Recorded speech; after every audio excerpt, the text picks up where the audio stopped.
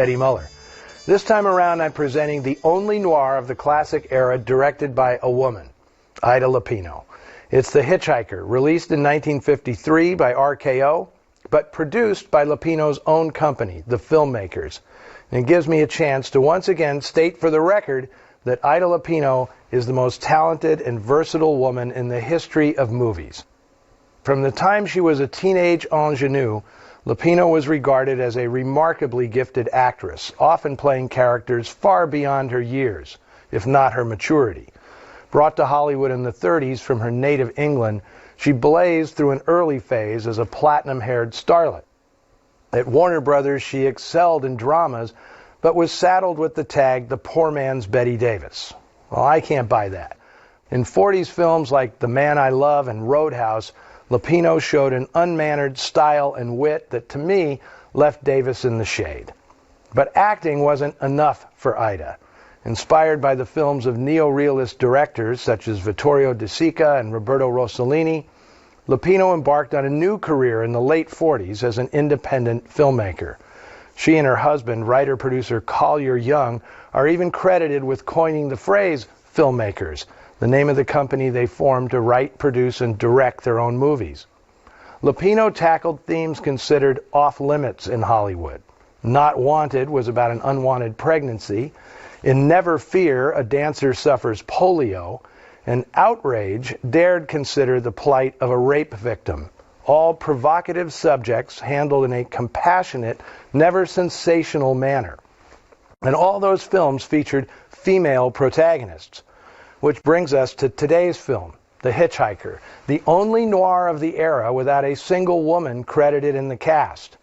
Now, you talk about guts. It was hard enough for a woman in 1953 to helm a feature film in a business rife with ingrained sexism. To produce an acute depiction of aberrant male psychopathology wrapped into a suspenseful hostage thriller, well, that was ballsy to the max. The Hitchhiker is based on the true story of Billy Cook, an itinerant petty thief whose miserable life culminated in a month-long killing spree in 1950. At that time, interstate highways were a relatively new phenomenon, and hitchhiking was not uncommon. But it became distinctly less popular after Billy Cook started taking travelers hostage across the American Southwest, killing 6 of them. This movie is specifically based on the ordeal of James Burke and Forrest Damron, hunting buddies from Southern California who lived a waking nightmare after stopping to pick up Billy Cook on their way to Mexico. Well, not long after, Lupino was in Palm Springs accepting an award of some sort when she happened to meet Forrest Damron, who told her the tale of how they survived the ordeal. And convinced it would make a compelling film, Lupino then did another gutsy thing.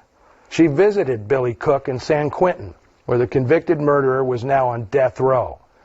Since her intention was to recreate a factual account of Cook's last ride, she wanted him to sign a release allowing her to use his name. She even intended to call the film The Cook Story. Well, that's where the FBI interceded, refusing her permission to use the killer's actual name. The agency was trying to prevent criminals from profiting from their crimes, even if it was only notoriety, not money. Lupino and Collier Young hired Robert Joseph to develop a treatment and then wrote the final script themselves. Even though the names were changed, Lupino and Young managed to sneak in many factual details, most importantly, a facial deformity that prevented one of Cook's eyes from closing, which becomes essential to the plot and one of the more memorable aspects of the film. To me, this movie is a forerunner to films like Deliverance and Straw Dogs, stories about average men pushed to their limits by the savagery of other men and having to find some way to survive. As the stand-ins for Burke and Damron, Frank Lovejoy and Edmund O'Brien give subtle, nerve-wracked performances, easily among the best in either man's careers. But the story is dominated by the malevolent and manipulative hitchhiker. And keep driving. A character who represents man's most barbaric, nihilist aspects. You guys are gonna die, that's all. Just a question of when. If you only know William Tallman from Perry Mason, Whereas D.A. Hamilton Berger, he compiled the worst conviction record in legal history. You're in for a shock. Good luck falling asleep after this one. From 1953, here are Edmund O'Brien, Frank Lovejoy, William Tallman, and The Eye That Won't Close in Ida Lupino's The Hitch-Hiker.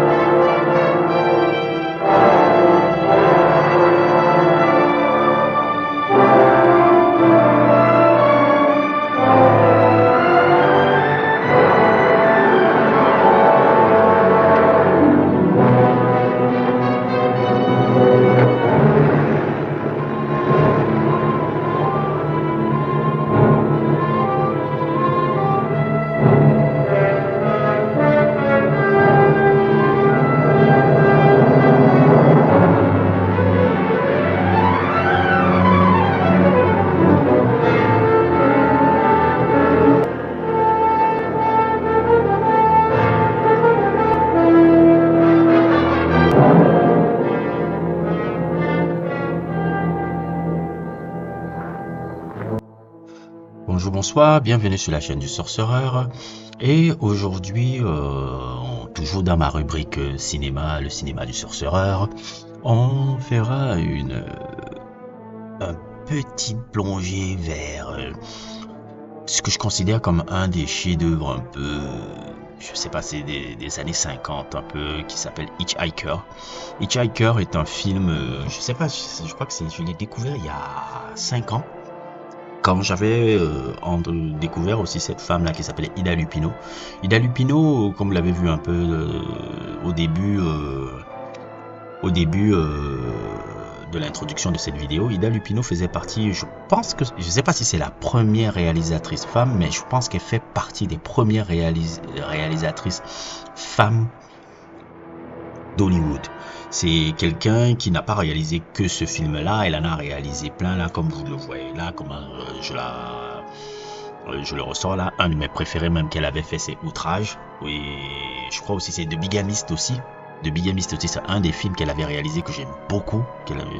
Ida Lupino. Ida Lupino fait partie des femmes les plus brillantes d'Hollywood et tout. Je veux pas répéter un peu ce que Eddie Muller disait au début de la vidéo, mais Ida Lupino, quand tu plonges un peu dans la carrière de cette femme-là qui a commencé en tant qu'actrice et après qui est devenue réalisatrice à une époque où c'était pas du tout, déjà que c'est pas facile pour une femme d'être réalisatrice à Hollywood, mais à cette époque-là, alors là, je vous en parle même pas, on est encore à l'ère du patriarcat et cette femme avait des burnes pour pouvoir réaliser des films et des films qui avait vraiment des thématiques sur, par exemple, les victimes de viol, énormément de trucs un peu sociaux, c'est-à-dire un peu son cinéma, un peu pouvait rappeler un peu le cinéma, un peu d'un autre gars comme ça là que j'aime beaucoup aussi de cette époque-là qui s'appelle Stanley Kramer. Stanley Kramer, je ferai un sujet sur Stanley Kramer et quelques films de Stanley Kramer qui m'ont fait plus, mais Ida Lupino avait le même truc. Et Hitch-Hiker, et je crois que c'est le premier film que j'avais vu d'elle. Et quand j'avais découvert que c'était une femme qui avait réalisé ça, parce que moi je dois vous avouer que je fais partie de ce genre d'individus qui sont des fans de polar, que ce soit même le polar noir de cette époque-là ou les polars plus modernes un peu comme vous voyez là. Quand j'ai découvert que ça avait été une femme, mais j'avais été excessivement surpris parce que je ne pouvais pas imaginer qu'une femme puisse produire quelque chose, produire un polar comme ça, parce que non pas que je dis que les femmes ne peuvent pas faire des choses, mais quand tu regardes ce polar-là, tu peux pas dire que c'est une femme qui l'a fait. Sincèrement, dans la tension, dans le thriller que c'est, dans les intentions de réalisation et tout, c'est vraiment un des films les plus marquants que j'ai regardé un peu de cette époque-là. Elle avait produit ça avec son mari Collier Young, avec qui elle avait formé justement la société de production de filmmakers. Même le titre, même le terme là, filmmakers, c'est elle-même qui a un peu apporté ça avec son mari. Et c'est avec son mari qu'ils avaient écrit aussi le screenplay de ce truc-là qui, justement, est une histoire... c'est pas forcément une histoire vraie, mais c'est une histoire vraie qui a plus ou moins vrai adapté un peu de ce... comment on appelle ça? De l'histoire un peu de ce gars qui s'appelait Billy Cook, qui était un peu un psychopathe, un peu qui avait tué beaucoup de gens. Et l'histoire prend... deux gars qui sont en train de juste voyager et ils prennent Hitch-Hiker, veut dire en anglais, si je me trompe pas, comment on dit le mot un peu, je sais pas si on dit passant et autres et tout, je vais mettre ça sur Wikipédia. Hitch-Hiker, c'est un peu ça, un peu les badauds qui font un peu du stop là, qui font de l'autostop là, et ils prennent cette gars là pour l'autostop un peu en voulant avoir un troisième compagnon là, et ils se rendent compte en fait que ce mec là est un psychopathe en fait.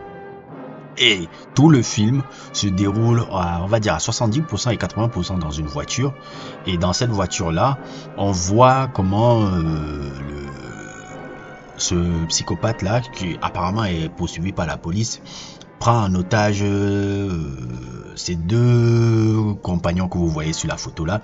Et ça devient une sorte de road movie sous fond de thriller complètement. Un truc, c'est pour moi l'un des plus grands road movie polar noir que j'ai jamais vu. C'est-à-dire, tu fais un road movie et un thriller dans un road movie qui est un polar et qui est un thriller, et le tout en faisant un peu du huis clos aussi, parce que le film, là, 70% et 80% du film se déroule dans la voiture. Donc on est dans une tension permanente entre ces trois personnages-là et voir comment ils pourront s'en sortir dans cette situation-là. Hitch-Hiker est un fabuleux film. C'est un fabuleux film. Avec un de mes acteurs préférés aussi de l'époque, là, le monsieur que vous voyez à droite, qui s'appelle Edmond O'Brien, qui était vraiment aussi le pape un peu des films de polar. Il y en a un autre un peu, j'essaierai de faire un sujet sur ça, qui s'appelle DOA, qui était réalisé par Rudolph Maté. Il y a, je pense aussi de Killers aussi, avec Burt Lancaster qui l'avait fait aussi, qui était génial. Edmond O'Brien, c'est quelqu'un qui joue dans de très beaux films c'est un de mes acteurs de polar préférés de cette époque-là. Et moi, c'est un film qui m'apporte énormément de tension, énormément de trucs. Je ne sais pas comment je pourrais encore décrire ça que de le regarder, parce que en termes de polar, je pense que c'est l'un des plus grands polars jamais fait. L'un des plus grands polars. Et ça a été réalisé par une femme qui était, comme je vous l'ai dit, Ida Lupino. Ida Lupino est une femme qu'on doit que pour les gens qui s'estiment cinéphiles et qui sont cinéphiles doivent regarder un peu le cinéma, même pas seulement ce film là, mais le cinéma de Ida Lupino, même la carrière d'une femme comme ça. C'est une des femmes les plus importantes de l'histoire d'Hollywood. Je me rappelle un peu que comment il s'appelle, le réalisateur de Malcolm et Marie là, je crois que c'est le même réalisateur de Idol là, le réalisateur de Malcolm et Marie là. Il avait fait une référence un peu, d'ailleurs même l'esthétique un peu de Malcolm et Marie, parce qu'il aime beaucoup les films noirs et blancs. Il avait fait même une référence dans un dialogue de ce personnage, de cette réalisatrice là. Et moi c'est un film que je vous conseille. Je ne sais pas, je veux pas trop parler pour ne rien dire, mais rien que pour les gens qui sont amateurs de polar noir, amateurs de road movie, et amateurs de thriller et amateurs de huis clos, parce que tous dans ce film là, il y a tout ça là en même temps. Je vous conseille fabuleusement de regarder ce chef-d'œuvre de Ida Lupino encore. N'hésitez pas à liker, n'hésitez pas à vous abonner, et à plus pour d'autres aventures.